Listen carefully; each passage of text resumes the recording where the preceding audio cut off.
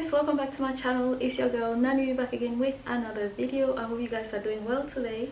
Welcome to my channel if you're new here, and if you're not new, thank you so much for coming back to watch another video of mine. Today's video, I'm going to be answering some of the questions that some of you have left in my comments. I feel like some of the questions that I get in my DMs, not even just on YouTube, in my DMs are literally the same thing. Like, how do I find medicine as a medical student here? How is the lifestyle here? How did I apply? Which university do I go to? Guys, I've answered all of these questions in some of my previous videos. So the first one, I'm not gonna go in order, I'm just gonna go in the ones that I haven't responded to. Giovanna26 said, hi, would you say that Varna is the best option now for studying medicine in Bulgaria? Is it better than PMU and MUS? Also, how did you learn to speak Bulgarian aside from classes from uni? Did you use any YouTube channel, website? If yes, please recommend something. Okay, this is an amazing question. Thank you so much for this. Is Varna the best option for studying medicine? Honestly, I think it depends on you. I think that it depends on what you want out of your education. It depends on also the city you want to live in. I can't say if Varna is the best medical university you can come to, because I don't know how it is like for other students in, like, for example, Plovdiv University, Sofia University, Medical University, or Trakia and all Stara Zagora, you know, all of these other universities. I don't really know much. I've heard a couple of things here and there about other universities, but when I did my research, I saw that, you know, Varna was one of the best universities and one of the hardest universities to get into when I was applying. So I don't know if it's the same, so you need to check that for yourself. But I think from the rumors that I've heard, I think MUV is one of the best because our professors don't play. Like, some of our professors, I would say, they don't play when it comes to our education, and they really do try to, like, push us to learn. Like, some professors, when you come for their seminars, they ask questions. They, you know, kind of put you on track by saying, okay, your parents are paying this much, so why are you guys not studying? Why are you guys not preparing for classes? You know, those little things just makes one think that, okay, you need to do your best. Like, you're not here just to play, you're not here just to go to university, leave without any knowledge in your head when you go back home. Because at the end of the day, when you leave Varna to go somewhere else, like, we are representing the universities that we studied at in some form or in some ways. Because if something is to happen, let's say when you practice in the UK, they might screen your background and say, okay, this student, they studied in Varna, or they studied in Bulgaria, and they might put some sort of restriction to other students that are graduating from Bulgaria. Do you get what I mean? So, like, as much as you're studying in Bulgaria, you're also representing the whole country. When we graduate, we represent literally Bulgaria as we go back to practice in our own country. Because if we don't have the knowledge, we don't have the practical skills, for 6 years we haven't gathered enough knowledge to practice as, you know, junior doctors, it's going to reflect bad, not just on us but also on the university.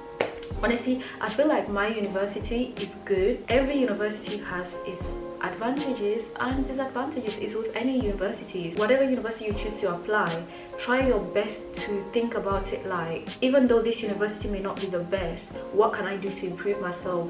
What can I do to make sure that I have the little bit of knowledge that is required of me once I graduate? You could volunteer in the hospital back in your home country. You could also volunteer while you're here in Bulgaria. I'm just finding out about this literally in my final year, that international medical students in Bulgaria, you can actually volunteer in the hospital. Like, I didn't know this. I am in my urology rotation right now, and I met a 4th year medical student who told me that, oh, she started volunteering there. There was some kind of state thing that they had to enter, and, you know, she started volunteering there, and afterwards she stayed for a while. She volunteered, and then they gave her a job as a nurse. Like, so basically she just tends to, like, patient wounds and take bloods here and there. So those good skills to acquire, I did not know about this, guys. I think that's why I say you have to be so proactive when you come to Bulgaria to study, because No one is going to come and knock at your door and say, oh, there's this opportunity, you can actually volunteer here, whatever. You know, if you want to get the knowledge, for example, you want to do surgery, then you try your best to find a teacher in that department that can take you on when they have surgeries. You know, you can just go maybe on the weekend or on your free day, you can just go there. My university, one of the things that my friend and I have done last year is that we went to volunteer at night. Not to volunteer, it's not really volunteering, but more like we went to see a couple of patients in the A&E department. We went there at night, and you know, we saw a couple of cases, we saw how things were done. You know, one of the best anesthesiologists teacher is there. She's very kind and she looks after the students so well. Like, if you want to volunteer, you want to come and see something, she will gladly show you around. Or if she's not going to be the one doing it, there's going to be another doctor there that can show you around and talk to you about the patients, and you can learn something. So this is something that me and my friend Leticia have done. We did that last year. But like I said, guys, if you truly want to learn something, I think the best thing for you to do is finding a mentor that is a doctor here in Bulgaria. Like, try your best to make friends with teachers. Sometimes some of them are very kind, receptive, some of them understand. Like, they would show you if you keep pursuing them and you keep telling them that, you know, you want to do this. Because I remember one Bulgarian girl that I've met, she started volunteering in the vascular surgery ward, and literally she scrubs into surgeries. Like, they know her in that department because she wants to go into vascular surgery. She's been doing that for years. She scrubs into surgeries. Like, it's amazing. So it all depends on you. I wouldn't really say that it depends on the type of university. Your education overall will depend on you. It depends on your hard work, on your perseverance, your dedication, your proactivity, your willingness to learn, you know, all these things. So I would say my university is good because the time that I researched to apply for Bulgarian medical universities, Varna was one of the top universities. I would ask you to maybe message students that are from those universities to ask them how their experience is like in maybe Sofia and Plovdiv, and then from there you can kind of compare which one you want to go into. Go to a university that is accredited, of course, that are ranking a bit higher. Can't really answer this question of is Plovdiv better than Sofia Medical University. So the only thing I would advise you to do is contact a student from one of those universities and ask them how their experience is like, and then from there you can kind of like, you know, decide. Plovdiv is very popular because so many international students go there. The UK from Ireland are in Plovdiv. In Varna we have more Germans, Indians and UK students. Said, how did you learn to speak Bulgarian? I learned to speak Bulgarian by paying attention in my classes.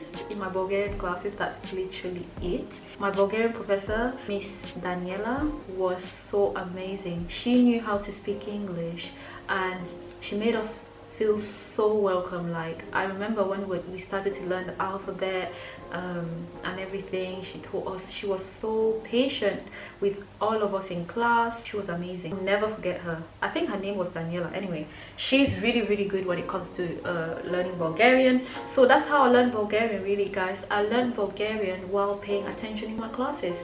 In the first 2 years I paid attention, but then in third year, because we had like, I think anatomy, we had anatomy, so I kind of like went down. I was not really paying attention that much. In the first 2 years I really tried my best to pay attention to the basics. Also practice by using YouTube videos. I will leave the link below of the channels that I used to like use. Another thing that I did is I started doing TikTok videos. Some of my videos went viral, and you know, I had these comments, maybe comments of kids clearly, telling me, oh, can you pronounce this, can you pronounce this? Like, they would comment like tongue twisters, ask me to try and say it. When I started doing TikTok, I saw that my Bulgarian improved so much. The Bulgarian people were so intrigued. How did you get to learn Bulgarian? They were like, oh, what are you doing in our country? How are you finding it here? Blah blah blah. They were so curious to see how my stay is like here in Bulgaria, and that's how I started practicing my Bulgarian much more, my speaking much more. Why? Because sometimes I would even use Google Translate just to like translate what they say, and then if I didn't know something in Bulgarian, I would translate it and I would try and say it back into a video, you know. So all those things really help with my Bulgarian. Once you grasp the basics, you know how to read the language, I think it's so much easier. And my Bulgarian is honestly basic. My Bulgarian is literally just to take history, diagnose, and physical examination for a patient. That's all. If I go out, for example, I can easily, you know, converse with the shopkeeper or with the taxi driver, put an order, you know, like that's the sort of thing that I can do with my Bulgarian. I don't know how to speak Bulgarian, even though it's been 6 years.